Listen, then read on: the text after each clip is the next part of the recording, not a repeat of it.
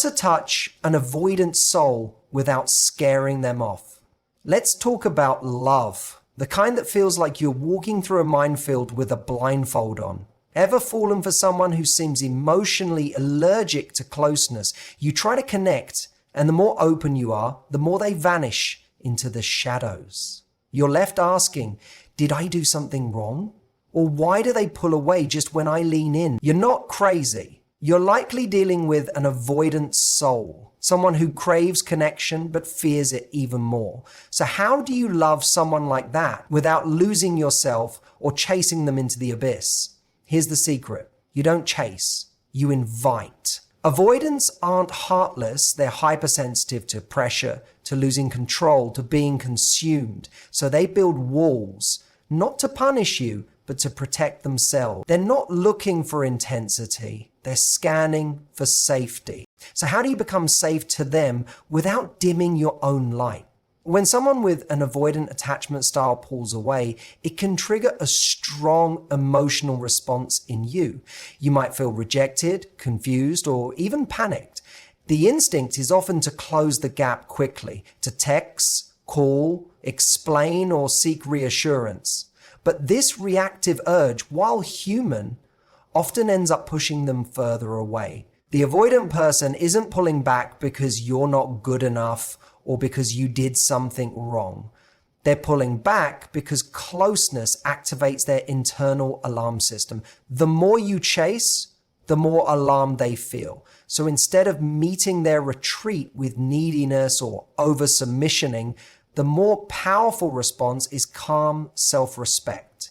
This doesn't mean playing games or pretending you don't care. It means showing up for yourself first. When someone creates space, let that space exist. Not to punish them, but to protect your own energy. Emotional neediness, when it comes from insecurity, feels heavy. It asks the other person to soothe something inside you that you haven't soothed in yourself. And for an avoidant, that weight confirms their biggest fear, that relationships mean losing autonomy, becoming responsible for someone else's emotions, and being unable to breathe. By holding your center when they pull back, you send a completely different signal. You communicate, I care, but I'm whole. You model emotional stability rather than emotional dependence. That creates curiosity and eventually safety in someone who usually equates intimacy with loss of control. Avoidants often respect boundaries more than they trust affection. So when you quietly respect their space without chasing, it disarms them. It shows them you're not there to invade or overwhelm, but to connect from a place of strength. This isn't always easy. The part of you that wants to fix things or be chosen may scream for validation. But that moment, when you choose self-respect over pursuit, is the moment you grow. Because instead of trying to make them stay, you're offering them the choice to meet you halfway. And in doing that, you protect your own self-worth. Not every person who pulls away is meant to return, but if they do, let it be because they saw the strength in your stillness, not because you convinced them through desperation. This kind of grounded, confident presence is rare, and it's what makes someone lean in, not because they have to, but because they feel safe enough to want to. When you're in a connection with someone who leans avoidant, expressing your emotions can feel like walking a tightrope. You want to be honest and open, but every time you reveal how you feel, they seem to retreat even further. It's frustrating because you're not trying to overwhelm them, you're just trying to be real. But the key with avoidant individuals isn't to shut down your emotions. It's to communicate them in a way that's clean, clear, and non-threatening. That means being emotionally honest, but brief. Avoidants aren't incapable of empathy. In fact, many feel deeply. They just struggle with emotional overwhelm. They're hypersensitive to the feeling of being responsible for someone else's emotional state. So when you unload a long, layered monologue about your feelings, they don't just hear your pain. They hear pressure. They hear a demand to respond, to fix, to be something they're not sure they can be. And that internal panic makes them shut down, pull away, or even shut you out entirely. The solution isn't to suppress what you feel, it's to package it in a way that doesn't sound like a plea for rescue. Say what's true, but say it with ownership. Instead of saying, I feel like you don't care about me anymore and it's breaking my heart, you might say, I've been feeling a little distant from you lately, and that's been hard for me.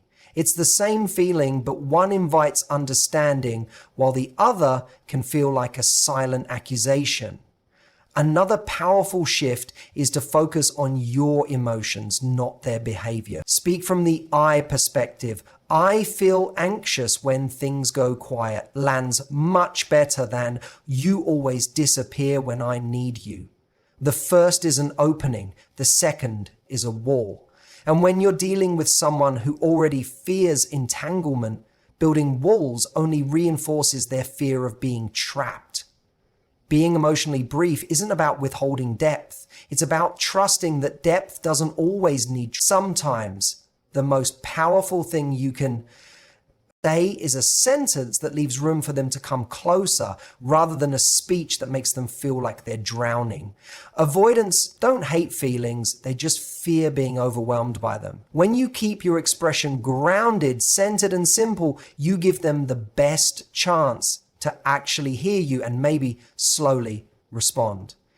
When you're drawn to someone with an avoidant attachment style, it's easy to feel like you have to tiptoe or push harder to get any momentum. One moment they're warm and present, the next they're pulling away, leaving you wondering where you stand. You may feel tempted to slow yourself down to match their pace exactly, or on the flip side, to push for more clarity and commitment to ease your own anxiety. But the real challenge and the real art is to match their pace without matching their fear. Avoidants tend to associate closeness with a loss of independence, so they naturally take things slowly in relationships. They may need more time to open up, to trust, to share. If you rush them, they may shut down. If you chase them, they may withdraw further. But slowing yourself down to the point where you begin to shrink, suppress your needs, or walk on eggshells only reinforces the unhealthy dynamic. You begin to betray your own rhythm, which doesn't help them feel safe. It just makes you feel invisible. Instead, stay in tune with your own values and emotional tempo. If you're ready to be emotionally available and connected, don't hide that. You don't need to demand they meet you there immediately, but you also don't need to dim your light just to stay in their comfort zone. Keep showing up fully while remaining sensitive to their pace. You're not dragging them forward and you're not freezing yourself in place. You're simply walking beside them without losing yourself. It's about balance. You can be patient without being passive. You can be compassionate without being codependent. When you live your life fully, investing in your passions, friendships, and goals, you create space in the relationship for it to breathe. Avoidant people aren't always afraid of connection itself. They're afraid of losing themselves in it. So when you model what healthy individuality looks like within closeness, you become a safe example rather than a source of pressure. You don't need to mirror their emotional walls. Just don't bulldoze them either. Keep your warmth, your openness, your intentions. Just let those things flow steadily, not urgently. Your consistency becomes a quiet invitation. It says, I'm here, but I don't need to be chased or begged.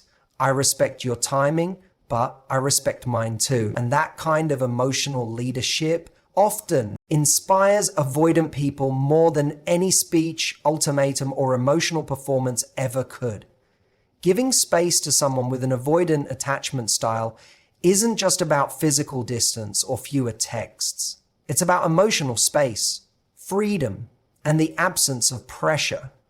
But the key distinction is how you give that space. If you offer it from a place of fear, waiting quietly, secretly hoping they'll notice and come back, it won't feel like freedom. It'll feel like a silent test. And avoidant individuals pick up on that subtle tension. What they need isn't space filled with quiet resentment or anxious waiting. They need space that feels genuinely clean, open, and safe. This is where your internal mindset matters. Giving space from a position of strength means you're not abandoning yourself in the process. You're not secretly hoping they'll text back so you can breathe again. You're not putting your life on pause until they decide they're ready. Instead, you use that space to reconnect with yourself. You invest in your friends, your work, your passions, not as a distraction, but as a reminder that your life is already full and valuable. Avoidants aren't soothed by closeness that feels clingy or demanding, but they are drawn to people who can hold emotional independence with grace. When you don't rush to fill the silence or force closeness, they feel relief. Not because they don't care about you, but because it gives them room to process their emotions without feeling watched or judged. Ironically, this kind of distance is often what creates the conditions for them to come closer. When they don't feel chased, they're more likely to turn around and see you clearly. That said, giving space doesn't mean tolerating neglect or long-term ambiguity. You can honor their need for breathing room without abandoning your need for clarity or consistency. The best way to do this is by quietly setting your own emotional tone. You're not pulling away to punish them or prove a point. You're simply choosing peace over pressure. You're making it clear that you'll be emotionally available, but not endlessly waiting in limbo.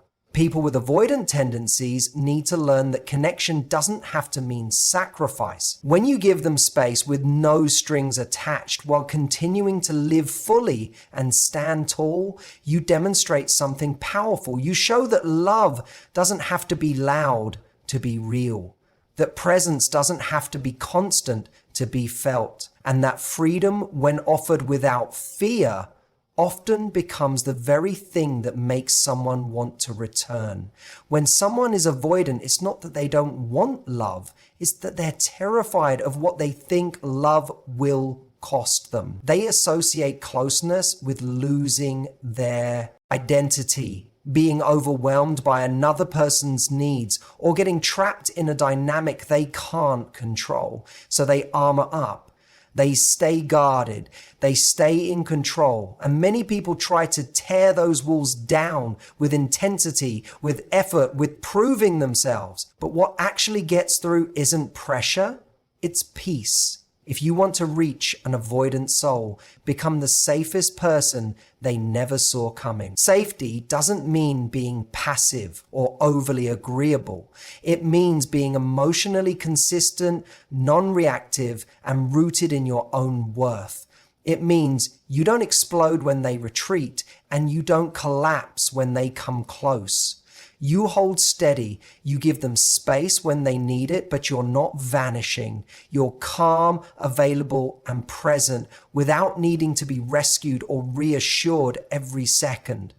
Steadiness is what starts to disarm them. Avoidants are used to emotional chaos, often from childhood or past relationships, and they're constantly scanning for signs of being overwhelmed or smothered. So when you show up with kindness, but without emotional urgency, it confuses them in the best way. You're not pressuring them to open up. You're not performing for connection, and you're not playing games. You're just there, grounded, real, and emotionally mature. That's incredibly rare, and it breaks the pattern they're used to. Being that kind of presence means you take care of your own emotional needs first.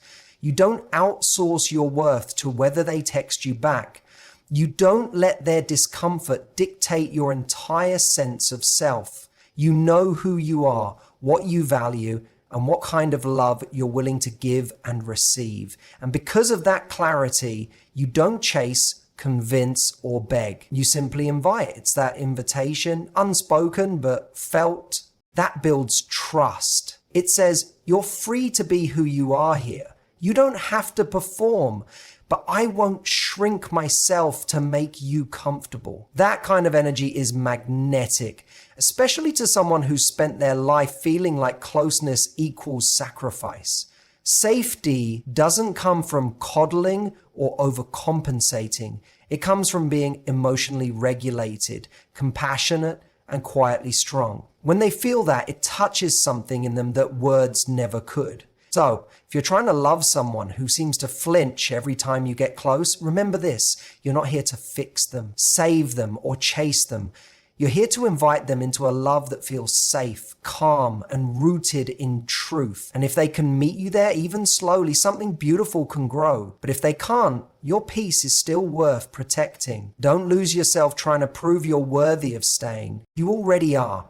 Real love doesn't need to be forced, it just needs to be felt. Patiently, respectfully, and without fear. Sometimes the most powerful thing you can do isn't to hold tighter, but to open your hand and see who stays when they're free to leave. Thank you for being here, for showing up with heart, with courage, and with the desire to love better, not just others, but yourself too. Take care of your energy, protect your peace, and remember, the right person won't run from your light. They'll feel safe stepping into it. Thank you.